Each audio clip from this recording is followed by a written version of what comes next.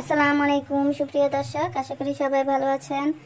আজকে আমি আপনাদেরকে ভুনা খিচুড়ি রান্না করে দেখাবো। আশা করি আপনাদের ভালো লাগবে। প্রথমে আমি এখানে দিয়ে দিয়েছি সরিষার তেল, তারপর দিয়ে দিয়েছি পেঁয়াজ কুচি। এখন পেঁয়াজটা হালকা ভেজে নিব। আপনারা সরিষার তেল দিয়ে রান্না করবেন খিচুড়ি, তাহলে খিচুড়ির টেস্ট অনেক ভালো আসে। তারপর আমি এখানে দিয়ে দিয়েছি রসুন বাটা, আদা বাটা। এখন মশলাটা ভালো করে কষিয়ে নিচ্ছি।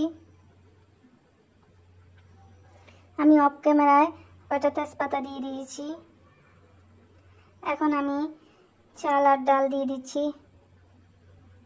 আমি চাল আর ডাল ভালো করে ধুয়ে পরিষ্কার করে পানি ঝরিয়ে নিয়েছি। এখন চাল আর ডাল ভেজে নিব।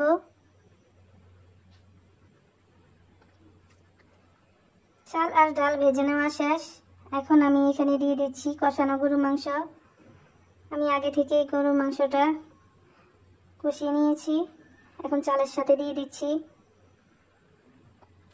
আমি সব সময় কি করি, আপনার মাংসটা আলাদা কষিয়ে নিই, তারপরে চালের সাথে এভাবে দিয়ে ভালো করে চালের সাথে মিক্সড করে নিই। তাহলে আমার কাছে খিচুড়ি খেতে অনেক ভালো লাগে, খিচুড়ির টেস্ট আসে অনেক।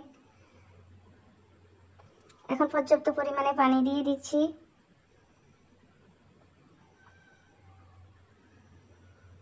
পানি দেওয়া শেষ। এখন আমি এখানে ভেজে রাখা আলু দিয়ে দিয়েছি।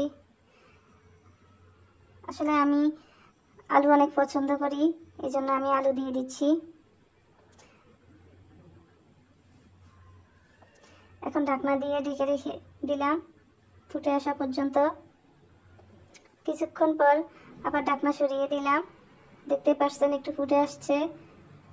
এখন একটু নেড়ে ছেড়ে দিলাম। আবারও ঢাকনা দিয়ে ঢেকে দিলাম। কিছুক্ষণ পর আবারও ফিরে আসলাম। তারপর আবারও নেড়ে ছেড়ে দিলাম।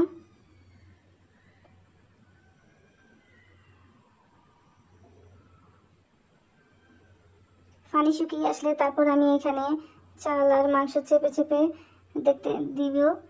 দেখতেই পাচ্ছেন কিভাবে আমি চাল আর ডাল চেপে চেপে দিলাম। তারপরে 10 মিনিট আমি লো আছে ঢাকনা দিয়ে ঢেকে দিলাম। তো দেখতেই পাচ্ছেন এখন খিচুড়ি হয়ে গেল।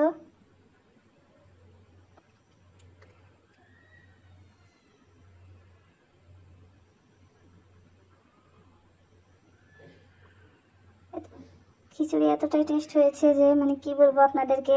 আপনারা বাসায় ট্রাই করবেন। তো দেখতেই পাচ্ছেন আমি আপনাদেরকে পরিবেশন করে দেখাচ্ছি।